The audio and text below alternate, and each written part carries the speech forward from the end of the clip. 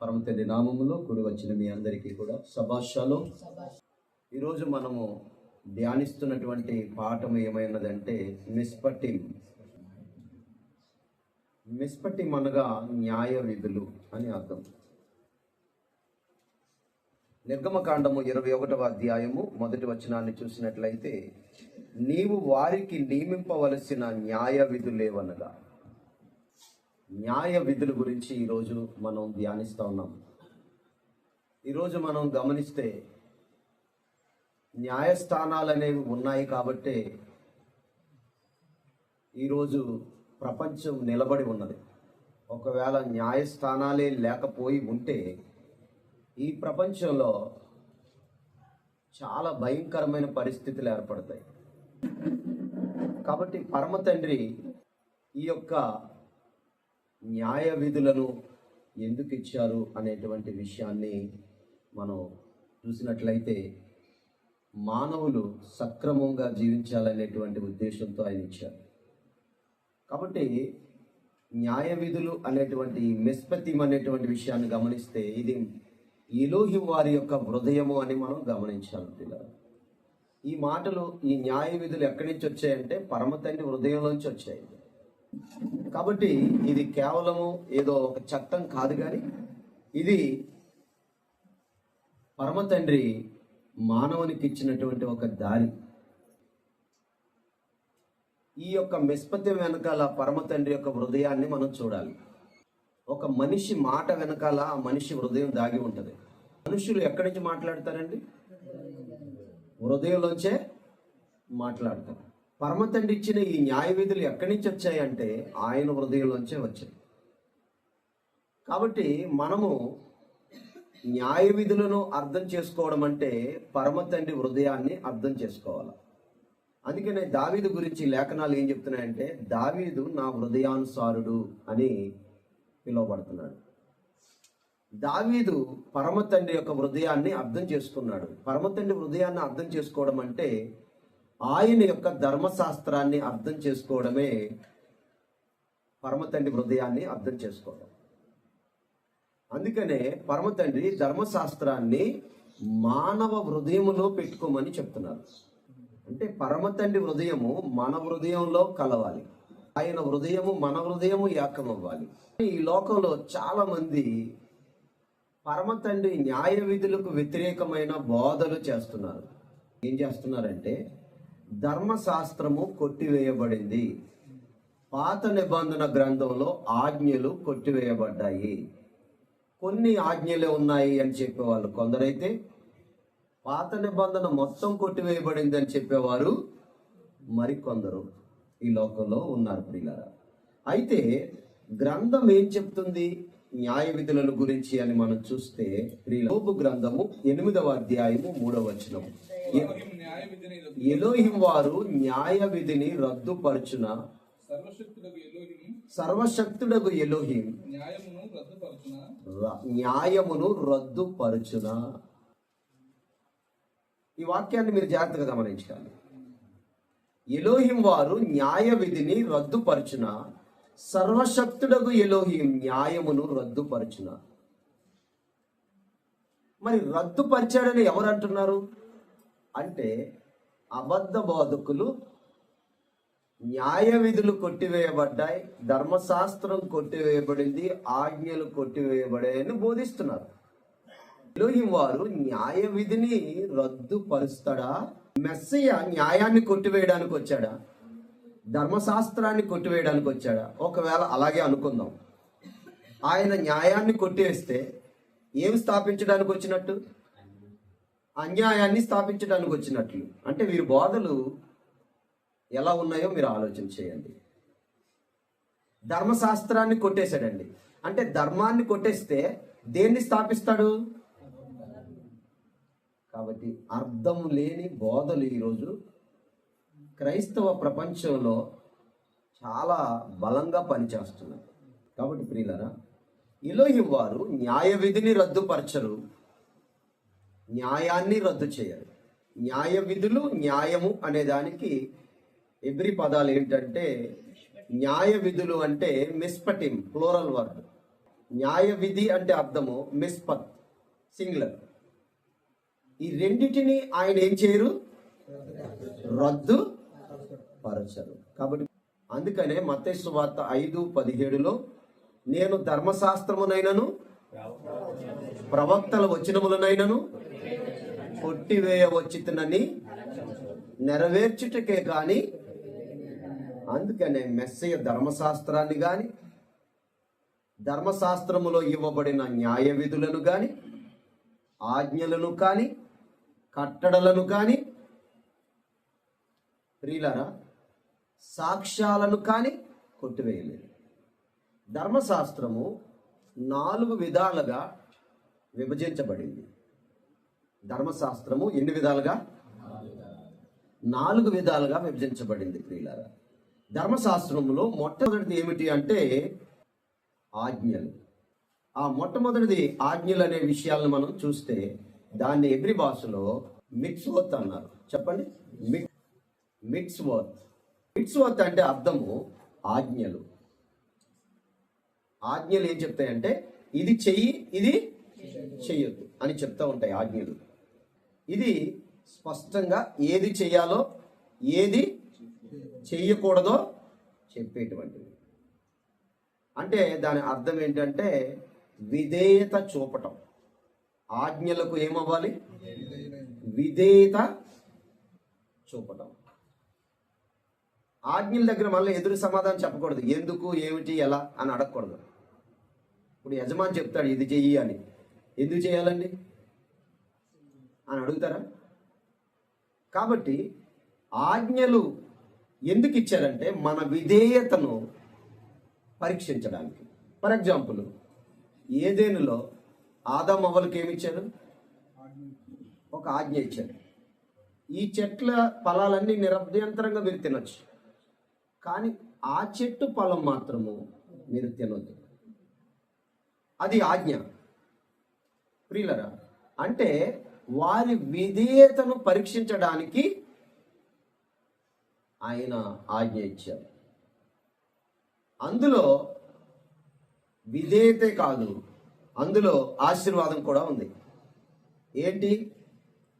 ఆయన చెప్పిన దాన్ని చేస్తే చక్కగా బ్రతుకుతారు, ఆయన వద్దన్న దాన్ని చేస్తే మరణం తెచ్చుకుంటారు.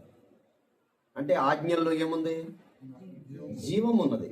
ఆజ్ఞాతిక్రమంలో మరణం ఉన్నది. అది కట్టడలు. ఈరోజు మనం ధ్యానిస్తున్నటువంటి న్యాయ విధులు మిస్పటిం అనే పాఠంలో మనం గుర్తుపెట్టుకోవాలి. ఏంటి అసలు ఆజ్ఞలు ఏంటి, కట్టడలు ఏంటి, న్యాయ విధులు ఏంటి, ఇవి మనం అర్థం చేసుకోవాలి. మొట్టమొదటిది ఏంటి? మిట్స్వత్, ఆజ్ఞలు. ఎందుకు? విధేయతను పరీక్షించడానికి. రెండవది ఏమిటి అంటే కట్టడలు. వీటిని ఏమన్నారంటే, దాన్ని ఎబ్రి భాషలో మనం చూస్తే కుక్కిం అనేటువంటి పదం మనం గమనించాలి. ఏంటది? కుక్కిం. కుక్కిం అంటే అర్థము కట్టడలు. ఈ కట్టడలు ఎందుకు ఇచ్చారంటే పరమ తండ్రి వారు మానవుని ఒక మంచి జ్ఞానవంతునిగా చెక్కడానికి ఇచ్చారు. అందుకనే ఇజ్రాయేలీలు ఒక జ్ఞానవంతులుగా చెక్కబడ్డారు. ఎందుకు కట్టడలు ఇచ్చారంటే పరమ తండ్రి వారు ఒక రూపాన్ని తీసుకురావడం కోసం, అలాగే చెక్కడం, స్థిరపరచడం కోసం అంటండి. దీని యొక్క అర్థం ఏంటంటే మన యొక్క జ్ఞానానికి విషయం అందకపోయినప్పటికీ కూడా దాన్ని పాటించాలట.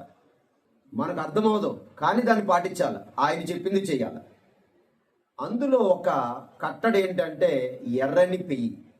సంఖ్యాకాండం 19వ అధ్యాయంలో ఉంటుంది ఎర్రని పెయ్యి గురించి. ఈరోజు ఇజ్రాయెల్ దేశంలో అది మందిరానికి సంబంధించినటువంటి ఒక ఇంపార్టెంట్ టాపిక్గా మనం చూస్తూ ఉంటాం. ఈ ఎర్రని పెయ్యిను గురించినటువంటి విషయమును కట్టడ అని చెప్పబడింది. అది ప్రపంచ జ్ఞాని అయిన సొలొమోను కూడా అర్థం అవ్వలేదంట, యాజకులకు అర్థం అవ్వలేదు, ఎవరికి అర్థం అవ్వలేదు. కానీ పరమ తండ్రి చెప్పారు, వారు చేశారంతే. ఏం చేశారు? పరమ తండ్రి వారు చెప్పారు, వారు చేశారు. అలాగే ఆయన కట్టడలు కూడా ఆయన చేయమన్నారు, మనం చేయాలంతే. ఒకటి, దాంట్లో మన విశ్వాసం అనేది ఉంటుందండి.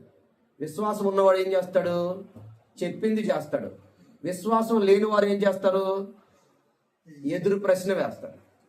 అనేటువంటివి ఎందుకు ఇచ్చారు పరమ తండ్రి వారు అంటే మన విశ్వాసాన్ని ఏం చేయడానికి. ఆజ్ఞలు ఎందుకు? మన విధేయతను చూడడానికి. విధేయతలో ఆశీర్వాదం ఉంది. అలాగే ఇక్కడ కట్టడలు ఎందుకంటే మన విశ్వాసాన్ని పరీక్షించడానికి. మన విశ్వాస పరీక్షలో ఆశీర్వాదం ఉంది. కారణం తెలియకపోయినా మనం ఏం చేయాలి? విధేయత చూపాలి. ఎందుకంటే ఆయన్ని నమ్మాలంతే. తండ్రి కట్టడల విషయంలో మనం ఏం కలిగి ఉండకూడదు? అపనమ్మకం అనేది మనం కలిగి ఉండకూడదు. అందుకని వాటి గురించి మనకు తెలియకపోయినా వాటిని చేయాలి. ఆయన ఏమి మనల్ని నష్టపరచడానికి అయితే చేయమంటలేదు. తండ్రికి స్తోత్రం, హల్లెలూయా. మూడవది న్యాయ విధులు. ధర్మశాస్త్రంలో మూడవది ఏంటి? న్యాయ విధులు. వాటిని మిస్పతీం అన్నారు. ఏమన్నాయము? తీర్పు. కాబట్టి న్యాయ విధులు ఎందుకు ఇచ్చారు పరమ తండ్రి వారు అని అంటే, ఏది న్యాయమో చెప్పడానికి, అన్యాయం చేసిన వ్యక్తికి ఎలాంటి తీర్పునివ్వాలో అది కూడా చెప్తున్నారు. అందుకని ఈ ప్రపంచంలో న్యాయ వ్యవస్థ, న్యాయస్థానాలు ఇవన్నీ కూడా పరమ తండ్రి ఇచ్చిన తోరాలో నుండే వచ్చాయి. కాబట్టి ఈ యొక్క న్యాయ విధుల్లో ఏముంటాయి అని అంటే, సామాజికమైన చట్టాలు ఉంటాయి. సమాజానికి కావలసినటువంటి న్యాయము, మానవులకు కావలసినటువంటి న్యాయము గురించిన విధులే న్యాయ విధులు. అందుకనే ఈరోజు మనం ధ్యానిస్తున్నటువంటి మిస్పత్యం న్యాయ విధుల్లో 53 ఆజ్ఞలు ఉన్నాయి. 23 ఆజ్ఞలు చెయ్యమని చెప్తున్న ఆజ్ఞలు. 30 ఆజ్ఞలు చెయ్యొద్దు అంటే దొంగతనం చెయ్యరాదు, అబద్ధ సాక్ష్యము పలుకరాదు, లంచము పుచ్చుకొనకూడదు. ఇలా చేయకూడనివి 30. ఇవి ఏమిటి అంటే సామాజిక న్యాయాన్ని గురించి చెప్తున్న విషయాలు. సృష్టికర్త ఎంత న్యాయవంతుడో, ఆయన న్యాయ చట్టాలను మనం చదివితే, ఆయన న్యాయ విధులను చదివితే మనకు ఆయన ఎంత న్యాయవంతుడో మనకు అర్థమవుతుంది. కాబట్టి గమనించాలి, న్యాయ విధులు అనేవి శాశ్వతం ఉండడానికి పరమ తండ్రి వారు ఇచ్చారు. అవి ఎప్పటికీ పోవు. న్యాయ విధుల్లో మొదటి అంశం ఏంటి? సామాజిక న్యాయం. రెండవది ఏంటి? కోర్టు తీర్పులు, అంటే తీర్పులు ఎలా ఇవ్వాలి అనేటువంటి. మూడవది సమాజ పరిపాలన చట్టాలు, అంటే ఈ సమాజాన్ని ఎలా పరిపాలించాలో దాని గురించిన చట్టాలే మిస్పతీం న్యాయ విధులు. పరమకాండం 21వ అధ్యాయం నుండి 23వ అధ్యాయం వరకు న్యాయ విధుల గురించి ఉంటాయి. ఉద్దేశం ఏంటంటే బలహీనులను రక్షించటం, సమాజములో సమాన న్యాయాన్ని జరిగించటం. నాలుగవది ఏంటి అంటే ఎదోత్ అంటే సాక్ష్యాలు, సాక్ష్యం ఇవ్వటం. ఏమిటి సాక్ష్యము? ఎలోహిం వారి కార్యాలను జ్ఞాపకం చేసుకోవడం. తోరాలో 4వ భాగం ఏంటంటే ఎలోహిం వారి కార్యాలను జ్ఞాపకం చేసుకోవడం. ఎలోహిం వారి కార్యాలను జ్ఞాపకం చేసుకోవడం అంటే ఏంటో తెలుసా? పండుగలను పాటించడం. మనము పండుగలు పాటిస్తున్నాం ఎందుకు అనంటే, ఎలోహిం వారు చేసిన కార్యాలను మనము పండుగల రూపంలో సాక్ష్యం చెప్తున్నాం. పస్కాలో ఆయన ఏం చేశారు? విడుదల చేశారు. మెస్సీ ద్వారా ఏం చేశారు? సర్వ మానవాళిని పాపము నుండి విడిపించారు. దానికి సాక్ష్యంగానే మనం పస్కా చేస్తున్నాం. అలాగే పర్ణశాలల పండుగ, ఆయన అరణ్యములో వారిని గుడారాల్లో నివసింపజేశారు. వారి గుడారాల మీద ఆయన మేఘము, ఆయన అగ్ని ఉండేది. అలాగనే మెస్సయ్య అదే పర్ణశాలలో మెస్సయ్య మనందరి కొరకు శరీరం అనే గుడారం ధరించుకొని వచ్చారు. అందుకనే మనం పర్ణశాల పండుగ చేస్తున్నాం. అంటే అర్థం ఏంటి? తండ్రి చేసిన కార్యాలను సాక్ష్యాలు. ఇవి పండుగలు ఆచరించడం అంటే ఏంటి? పరమ తండ్రి యొక్క సాక్ష్యాలు, అవి జ్ఞాపకాలు, జ్ఞాపక సింహనాలు. అందుకనే పండగలు అనేవి ఎందుకు ఇచ్చారు పరమ తండ్రి వారంటే ఆయన చేసినటువంటి కార్యాలు. సబ్బాత్ ఎందుకు పాటిస్తున్నాం? జ్ఞాపకము, గుర్తుపెట్టుకోండి. అందుకనే సబ్బాత్ గురించి ఏం చెప్పారు ఎలోహిం వారు? విశ్రాంతి దినమును పరిశుద్ధముగా ఆచరించుటకు జ్ఞాపకం ఉంచుకొనుము. అందుకనే నాలుగోది ఏంటి? ఎద్దుత్ అంటే జ్ఞాపకాలు, సాక్ష్యాలు. సబ్బాతు అనేది మనం పాటిస్తున్నామంటే మనం సాక్ష్యం ఇస్తున్నాం. మిత్స్వత్ అనేటువంటిది ఆజ్ఞలకు విధేయులుగా ఉండమని చెప్తూ ఉన్నాయి. కుకిం అనేటువంటిది మన విశ్వాసాన్ని పరీక్షించే రహస్యాలు ఉన్నాయి ఇందులో. మూడవది మిస్పతింలో ఏమున్నది అంటే న్యాయ పరిపాలన కలిగినటువంటి చట్టం ఉంది. న్యాయ విధుల్లో ఏమున్నదంటే ధర్మము. అందుకనే మనం న్యాయ విధులను తప్పిపోకూడదు. తల్లిదండ్రులను సన్మానించడం ధర్మమా కాదా? చెప్పండి. అవి ఎందులోకి వస్తాయి? న్యాయ విధుల్లోకి వస్తాయి, ధర్మములోకి వస్తాయి.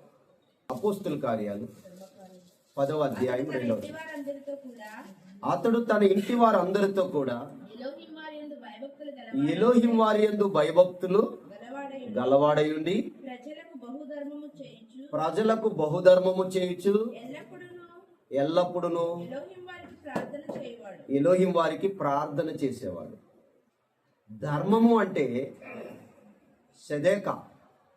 సదేక అంటే అర్థం న్యాయంగా నడుచుకోవడం. ఈ న్యాయంగా నడుచుకోవడంలో చాలా విషయాలు ఉన్నాయి. అందులో తల్లిదండ్రులను కొట్టకూడదు, తల్లిదండ్రులను దూషించకూడదని న్యాయంలోకి వస్తుంది, ధర్మంలోకి వస్తుంది. అందుకనే తల్లిదండ్రుల గురించి చెప్తున్న మాటలో ధర్మము అనే పదం వాడబడింది. చూడండి, ఎఫెసీయులకు రాసిన పత్రిక 6వ అధ్యాయం 1వ వచనం. పిల్లలారా ప్రభువునందు మీ తల్లిదండ్రులకు విధేయులయుండుడి. చూసారా? ప్రసంగి గ్రంథం 8వ అధ్యాయం 5వ వచనాన్ని చూడండి. ప్రసంగి గ్రంథము 8వ అధ్యాయం 5వ వచనం. ధర్మమును ఆచరించు వారికి కీడేమియు సంభవించదు. సమయము వచ్చుననియు న్యాయము జరుగునని జ్ఞానులు మనస్సును తెలుసుకుందరు. చూసారా? ధర్మమును ఆచరించే వారికి కీడేమియు. అందుచేత ఈ భూమి మీద మనం ఎలా ఉండాలని తండ్రి వాక్యం మనకి చెప్తుందంటే ధర్మమును ఆచరించు వారిగా మనం ఉండాలి. అంటే ఆయన న్యాయ విధులను పాటించు వారిగా మనం ఉన్నప్పుడు తండ్రి మన పక్షాన న్యాయాన్ని జరిగిస్తారు. మనలను కీడుల నుండి తప్పిస్తారు, శోధనల నుండి కాపాడుతారు, సమస్యల నుండి విడిపిస్తారు. అందుకనే ధర్మమును ఆచరించి వారి పక్షాన ఎలోహిం వారు ఎప్పుడూ ఉంటారు.